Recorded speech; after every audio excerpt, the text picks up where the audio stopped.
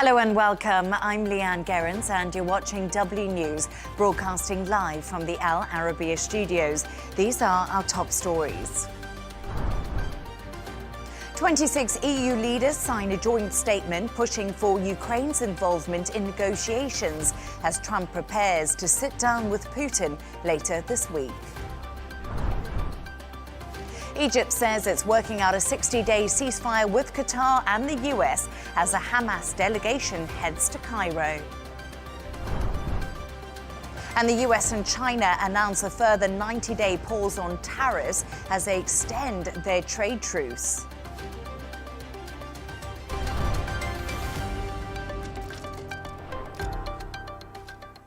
Now, 26 EU leaders have issued a joint statement regarding Ukraine's right to deciding its future. It comes days before President Trump's summit with Russian President Vladimir Putin, which will take place without Ukraine's President Volodymyr Zelensky. The EU statement, signed by every member state but Hungary, states the path to peace in Ukraine cannot be decided without Ukraine.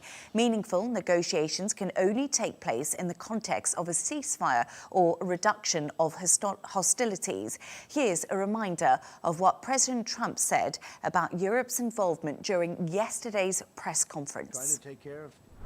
I'm going to meet with President Putin, and we're going to see what he has in mind. And if it's a fair deal, I'll reveal it to the European Union leaders and to the NATO leaders and also to President Zelensky. I think out of respect, I'll call him first, and then I'll call them after. And I may say, lots of luck, keep fighting, or I may say we can make a deal. Then after that meeting, immediately, maybe as I'm flying out, maybe as I'm leaving the room, I'll be calling the European leaders who I get along with very well. Meanwhile, Ukraine's foreign minister has named their red lines. They include not recognizing Russian-occupied territories, not compromising on its EU and NATO aspirations, or agreeing to a neutered military.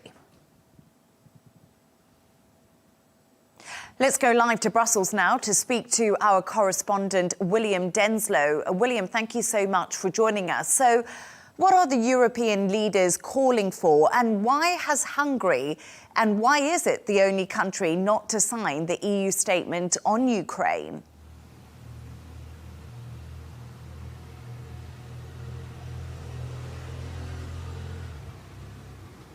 Well, essentially, as far as the European Union's position is concerned, when it comes to these peace talks and achieving a lasting, meaningful peace for Ukraine, there are really three pillars to consider. The first is that they are supportive of a meaningful dialogue, have been supportive of transatlantic unity in finding a diplomatic solution, support for Ukraine, as well as putting further pressure on Russia. The concern from some in Brussels, some European leaders, is what this meeting between US President Donald Trump and his Russian counterpart Vladimir Putin will mean for all three of those pillars. Some analysts I've been speaking to in recent days really see Donald Trump as somewhat of a momentum gauge. Obviously, we know that several months ago, the ire of the US president was against Volodymyr Zelensky. We remember that incredibly explosive a blow-up between the two leaders in the Oval Office earlier this year. In recent days, though, Donald Trump has been critical of Russia's president, even threatening further sanctions. There are fears here in Brussels that the pendulum could swing again after this face-to-face meeting with Vladimir Putin and the US president. So that'll be something that European leaders will be keen to stress to Donald Trump that should not happen. When it comes to Hungary's position, well, they have consistently been an outlier. They've called for more peace talks, for more face-to-face discussions with Russia, have been against the notion of more sanctions on Moscow. The message from Viktor Orban, Hungary's Prime Minister, very simple indeed. He says that the EU shouldn't be setting conditions on these talks between the Russian and US leaders, talks that the EU simply wasn't invited to. And we heard from President Donald Trump yesterday ahead of his summit with Vladimir Putin. William, he discussed land swapping as a way to ending the war. This seems to be at odds with Ukraine's red lines. What more do we know about this?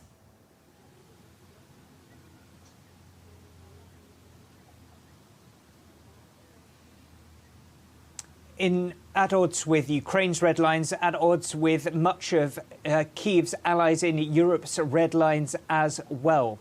This has been seen really by Kyiv at this stage in negotiations as a non-starter, a point very much reiterated by European leaders in the statement released after the foreign ministers' virtual meeting on Monday, where they said that while they supported Donald Trump's efforts to achieve a lasting peace, they did, however, say that any final decision for Ukraine must be made by Ukraine's people. They said that borders must be respected under international law. It's a point that members of the European Parliament this week have stressed, saying that Russia cannot be rewarded for its acts of aggression. Now, some analysts say that the idea of territorial swaps might be something for future negotiations way further down the line. But for right now, that's certainly seen by Kyiv and by Brussels as a non-starter. And there has been a sudden advance beyond Ukraine's front line in the Donetsk region. Why is this causing so much confusion in Kyiv ahead of this crucial summit that we've just been talking about between Donald Trump and Vladimir Putin?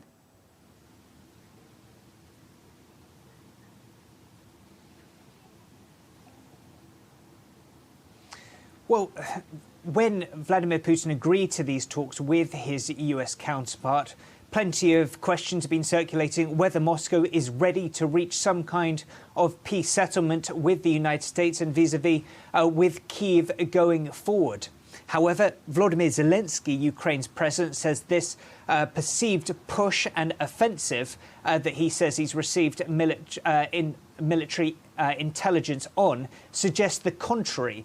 The message from Kyiv is that this shows that Moscow wants to present to Donald Trump really somewhat of a position of strength, saying that Russia is in a dominant position, really trying to play on that point that we've heard from Donald Trump, suggesting perhaps that because Russia is on the upper hand, then it should be for Ukraine to make more concessions. So that is a huge concern for Kyiv as the US prepares for these talks with Russia's president, and something that, of course, we understand that European leaders will be very keen to stress to Donald Trump to not give up on Ukraine, to keep giving them the military support that they require going forward, that the EU will do, the European allies will do their part as well, but they continue to need Washington support to make sure that Kyiv can negotiate with Russia when they're ready from as strong a position as possible. William Denslow in Brussels, thank you so much for joining us. Let's continue this conversation further with Dr Oleksandr Merezhko, head of the Foreign Affairs Committee of the Ukrainian Parliament. Doctor, thank you so much for taking the time to talk to us. We just heard from our reporter there, William Denslow. Russia has seized around 10 kilometers of land in a shock eastern offensive. How concerning is this right now for Ukraine ahead of these talks between Trump and Putin? Well, it's very telling because it indicates that Putin doesn't want ceasefire. He's trying to use each opportunity to make advancements and to occupy more Ukrainian territories. He ignores ceasefire proposals put forward previously by President Trump.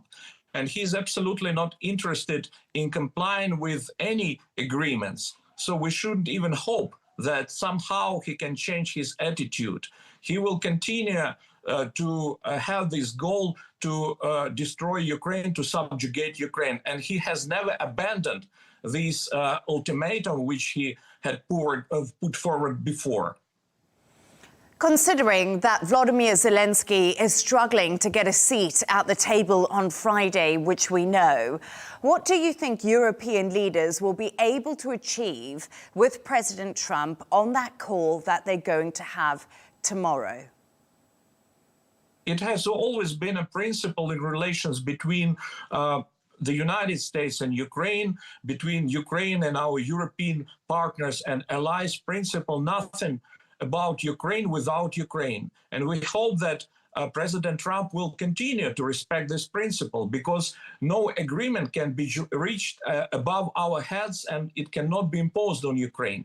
Luckily, our European partners respect and honor this principle, and they're trying to help us to persuade President Trump to change his political course and to take into consideration that Ukraine should be present at the table of negotiations, and also our European partners should also be present at this table.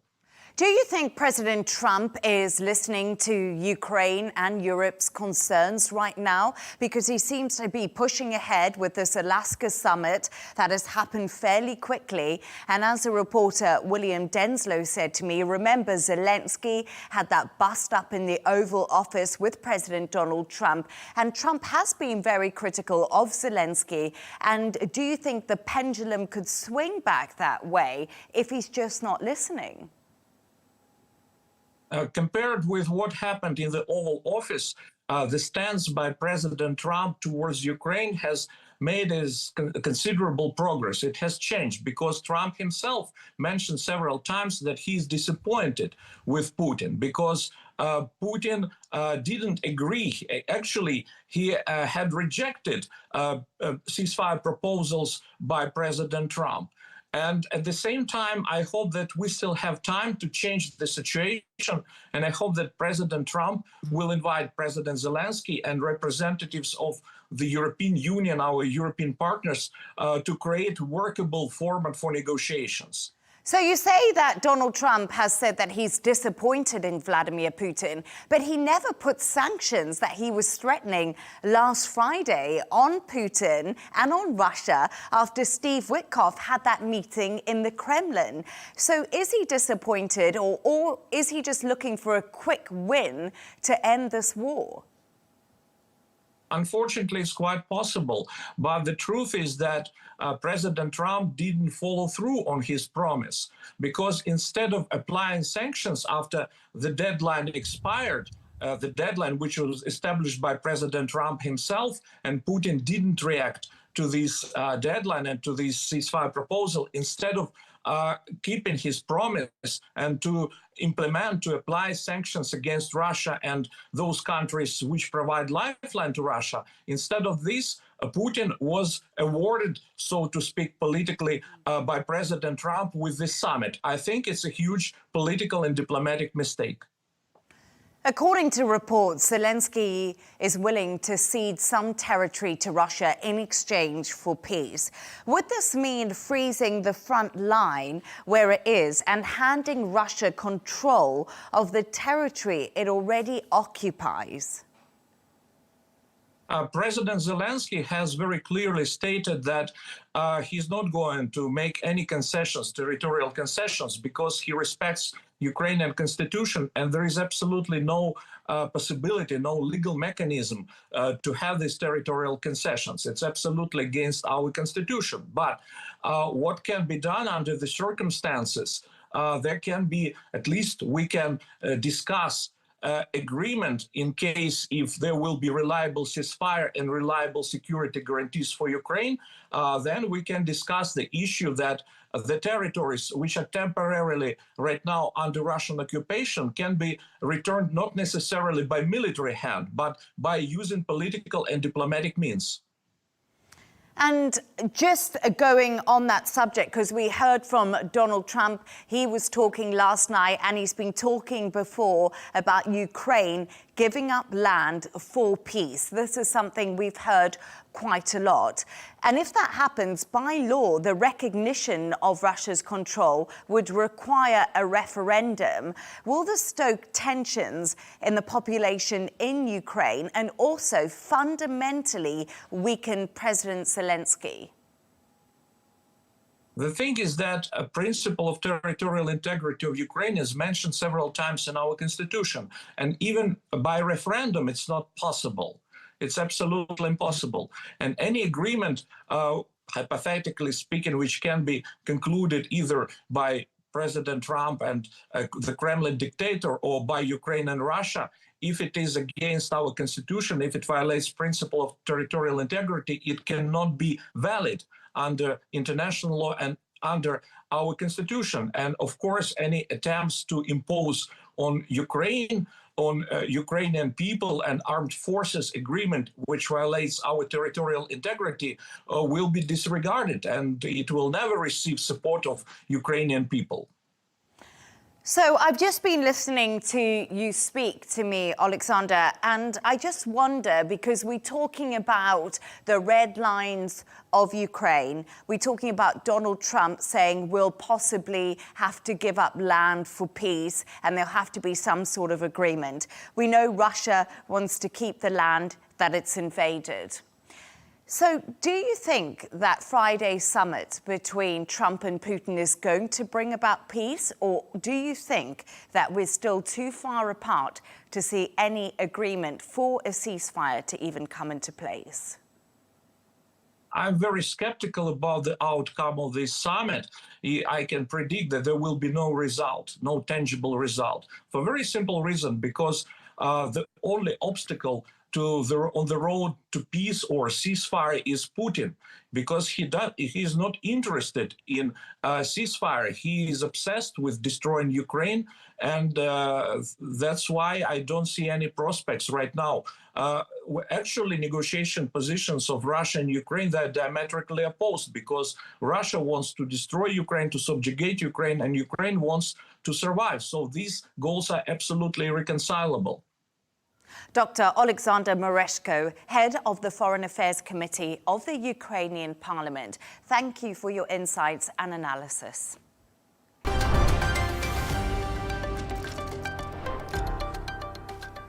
At least 11 people have died in Gaza City overnight as Israel targets the eastern areas of the region. It comes as the Hamas leader is due in Cairo for talks to resurrect a US-backed ceasefire plan. The last round of discussions in Qatar took place last month, with no further resolution between Israel and Hamas. I'm now joined by Dr Mkhaimar Abusada, Associate Professor of Political Science at Al-Azhar University in Gaza. Doctor, it's a pleasure to have you on, and thank you for taking the time. So Egypt says it's working with Qatar and the US to revive the 60-day Gaza truce plan. The Hamas leader is due in Cairo. What can we expect from these talks? Well, good evening, and many thanks for hosting me. Well, it seems to me that after the Israeli cabinet has approved Thursday night a military plan to take over Gaza City and then take over the whole of the Gaza Strip, we have been witnessing a very serious diplomatic efforts by a number of countries, mainly Egypt, Qatar, and Turkey now, and also in addition to the US, who have been working on a new framework to put an end to the war, to put an end to the suffering of the Palestinians in the Gaza Strip. Now, whether there will be a deal or not, it will be seen. But what we have heard about 2 weeks ago, that the gap was still big. There was still a big gap between Hamas and Israel in terms of the issues of the Israeli withdrawal from the Gaza Strip, Palestinian prisoners who were to be released, and also the entry of food assistance into Gaza. These issues were not bridged about 2 weeks ago. Now, we hope that there will be enough efforts by the mediators this time to try to broker a new deal.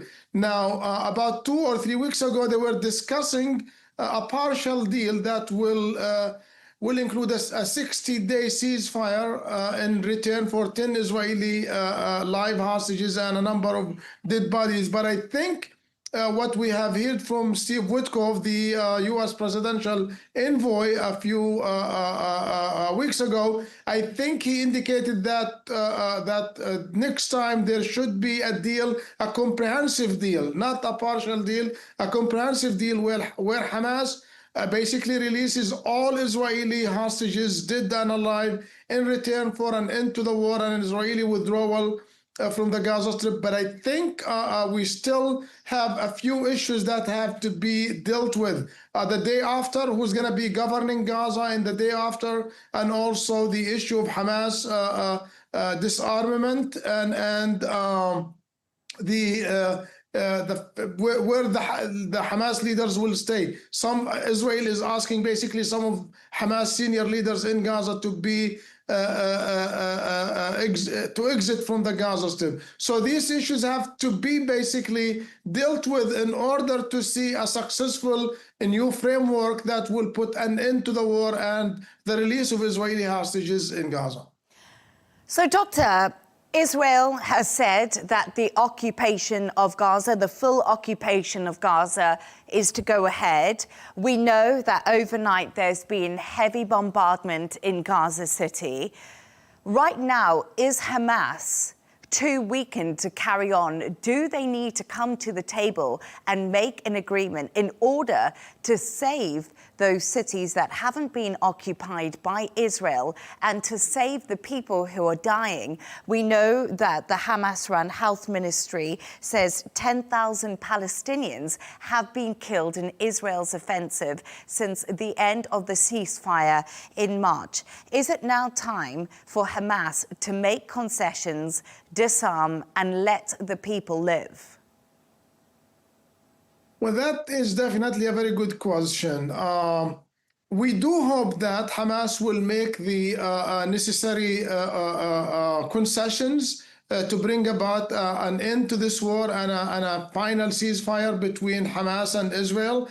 But from what we have seen over the past 22 months, Hamas is a very stubborn organization. I don't think that they are ready to make those big concessions. I think it will probably take two things. One is a lot of pressure from the mediators from Egypt, Turkey, Qatar, and the US on Hamas to try to convince them that they need to make those concessions to save Gaza from further destruction. And also the Israeli government led by Netanyahu also need to give up on some of the conditions, especially that Israel have to agree for an end to the war against Gaza.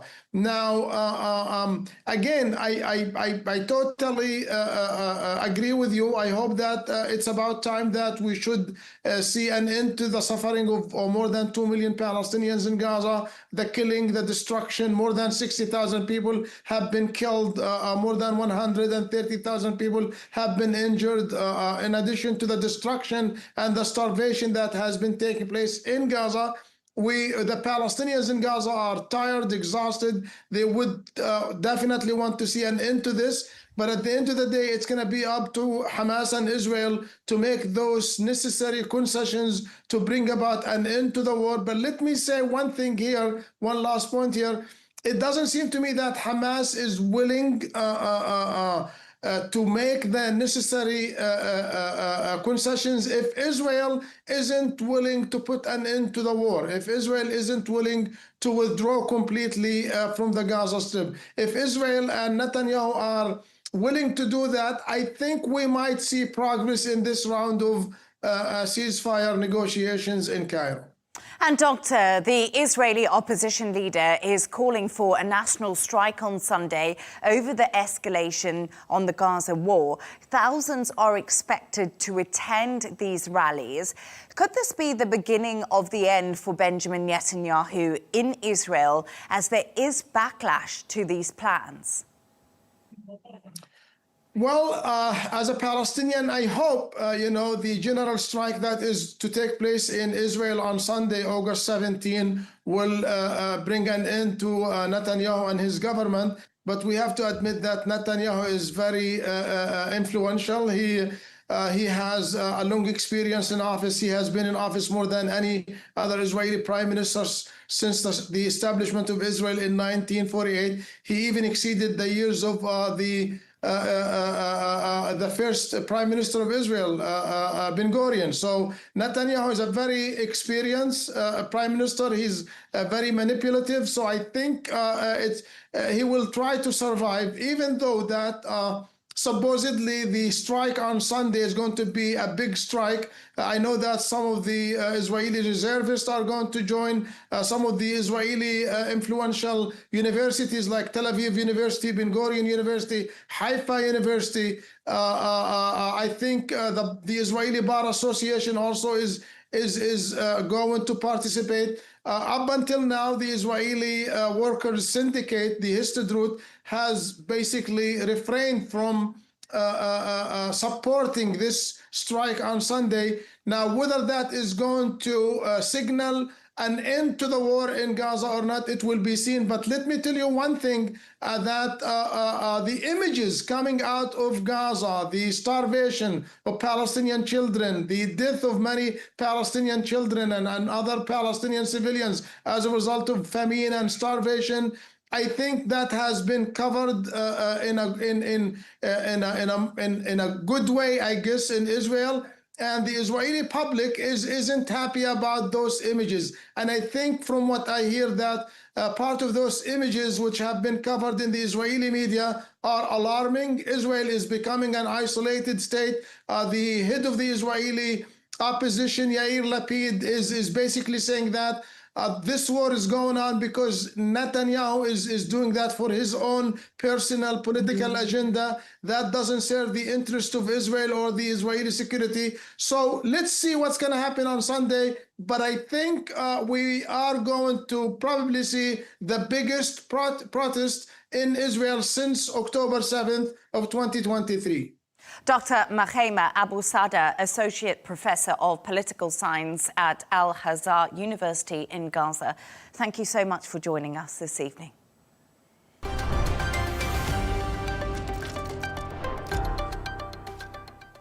Let's take a look at some of the other stories making headlines today. Emergency crews are battling multiple wildfires across Spain and Portugal as a record-breaking heat wave continues across Europe. One person has died in the north of Madrid and around 180 people have been forced to evacuate. Extreme temperatures in Spain and Portugal are expected to continue until Wednesday. Now, in a bid to boost tourism, Nepal will make 97 of its Himalayan mountains free to climb for the next 2 years. It comes as permit fees to summit Mount Everest increase to $15,000 from September. Nepal's tourism department hopes the initiative will highlight the country's unexplored destinations. A Chinese man has pleaded guilty in the US to exporting 850 protected turtles. Wei Changling wrapped the turtles in socks and falsely labeled them as toys.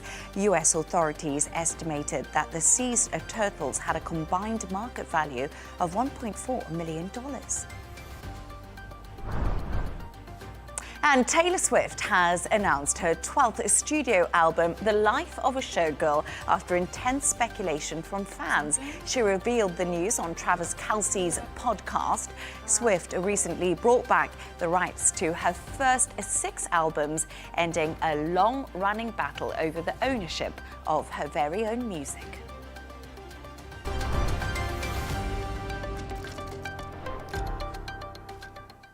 No deal, but no return to a major crisis either. Washington and Beijing have agreed to push back their trade dispute deadline until mid-November. Markets are reacting positively, but major sticking points, of course, do remain. Yenna Lee reports from Beijing. Financial markets are breathing a sigh of relief as Washington and Beijing extended their trade truce. Markets in Australia and Japan reached record highs. Meanwhile, the Shanghai Composite rose by 0.5 percentage point. Markets in Europe too opened higher Tuesday morning. The CAC 40, the DAX, the FTSE 100 all nudging upwards, indicating that investors are reassured, at least for now. The US and China have kicked the can down the road, so to speak, and more talks will continue until the new deadline, November 10th. Now, if you remember back in April, at the height of the trade tensions, tariffs on either side reached triple-digit figures, a symbolic way of pretty much halting all bilateral trade.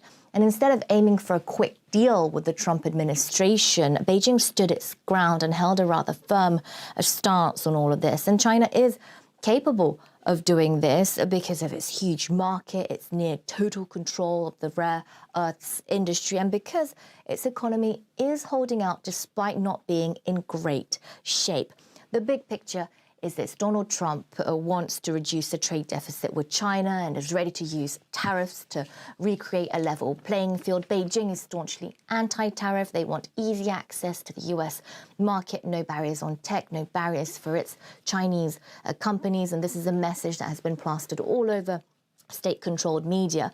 And of course, this is a view we often hear repeated on the ground too. Take a listen now to how some Beijingers have been reacting to the latest trade news. I think we should adopt the approach China has, being open and inclusive, embracing diversity.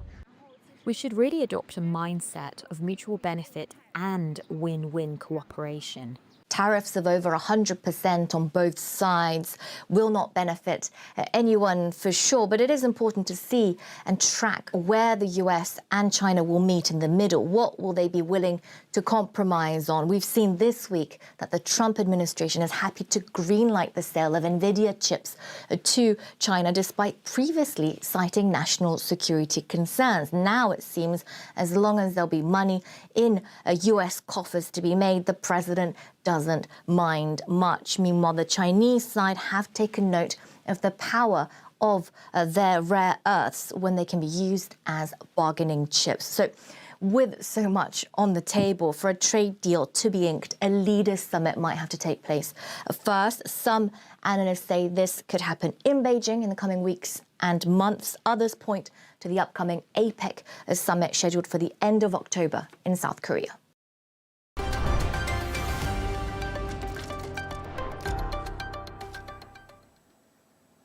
The Duke and Duchess of Sussex have announced an extension to their film and TV deal with Netflix. Rumours had been rife that the streaming giant were parting ways with Harry and Meghan, but the so-called new multi-year first-look deal proves critics wrong. The previous contract with the royal couple was believed to be worth around $100 million. Let's get more details from royal correspondent Sarah Hewson. So, Sarah, just when you thought it was safe to turn on your TV, Meghan and Harry are back. Many critics did pan these Netflix shows that were played out, but they've proved everyone wrong, haven't they? Well, yes and no, Eliane. I think this is a face-saving deal for Harry and Meghan because, as you set out, there had been much speculation that Netflix were disappointed with what had been delivered by the couple, particularly recently, and that they wanted to cut ties with them, that the deal would not be renewed when it came to the end of its 5 years. But that's been proven to be wrong because they have extended their partnership. It is a multi-year first-look deal. So it's a different kind of deal, some describing it as a downgrade, but it's a little hard at this stage because we don't actually know the details and terms of this agreement. But what it does give is Netflix first refusal on any content produced by Harry and Meghan through their Archwell Productions. Meghan has a new series of With Love Meghan coming out in the next few weeks. The first series, though, didn't make it into the top 300 in terms of ratings and viewing figures on Netflix in the first 6 months of this year. Only a fifth of the number watched that series as watched their docuseries Harry and Meghan, and it was dwarfed by the number who watched Adolescence. 145 million people watched that, as opposed to 5.3 million watching With Love Meghan. But it is good news for them that this deal is to continue. Yes, indeed. And how much of a say do Harry and Meghan have in the editorial and production of the programmes? Because there's also been criticism when it comes to this. Yeah, well, the deal is with Archwell Productions, and under this new first look deal, it is thought that Netflix will be funding the production and the staffing of Archwell. So that's good news for Harry and Meghan in terms of their income stream and being able to continue their work. There is a new documentary coming out called Massacre Kids, and that is focusing on children in Uganda who are orphaned by HIV/AIDS. And Harry and Meghan are the executive producers on that. It's not clear whether we'll see them in it, but certainly they are very much involved in this. What Harry brings to the table as a prince with no experience in the television industry, it's unclear. And certainly his documentary series, Polo, was panned by the critics. It was pretty vacuous for a couple who said they wanted to deliver thought-provoking, feel-good, meaningful television. But again, we are all talking about it, and that is what this is about, because Meghan wants to be a content producer. She's become an influencer. She's an entrepreneur now, and we're all still talking about them, aren't they? And for Netflix, that's really important.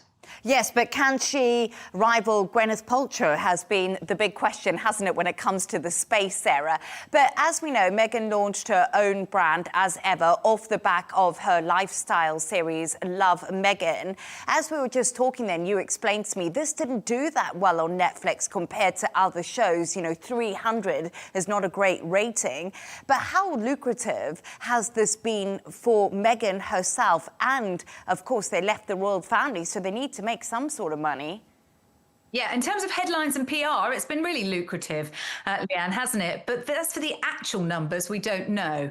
We know that the first launch of products, including the jam, the spread, the flower petals, for example, that sold out within minutes. But we don't know exactly how big that first launch was. There's been a second restocking of the products. Those have all sold out. I've just been on their website to check. You can't get anything at the moment. There's a raspberry spread coming.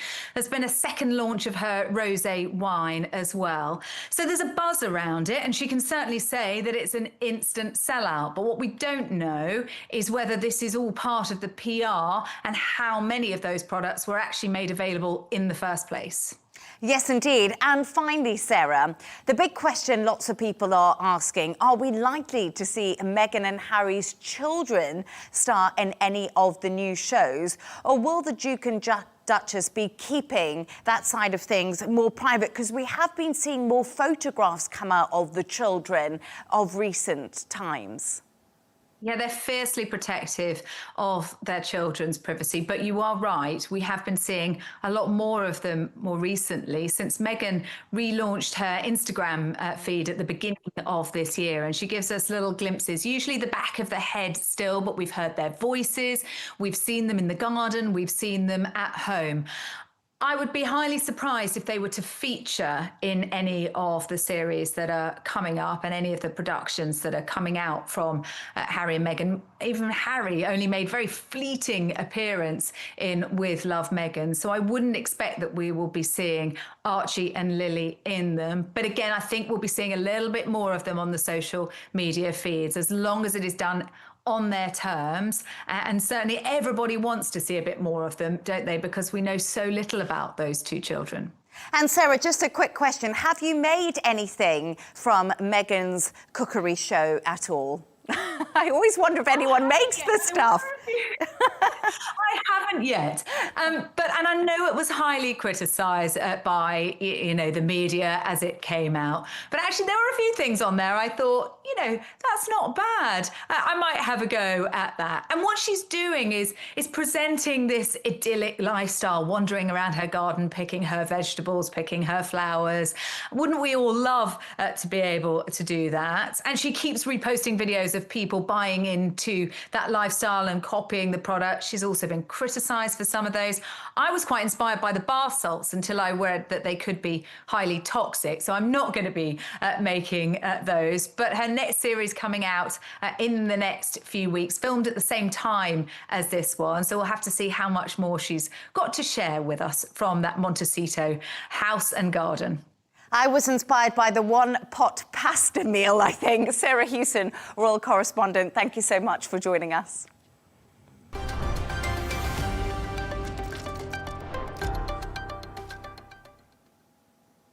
A reminder of our top stories. 26 EU leaders sign a joint statement pushing for Ukraine's involvement in negotiations as Trump prepares to sit down with Putin later this week. Egypt says it's working out a 60-day ceasefire with Qatar and the US as a Hamas delegation heads to Cairo. And the US and China announce a further 90-day pause on tariffs as they extend their trade truce.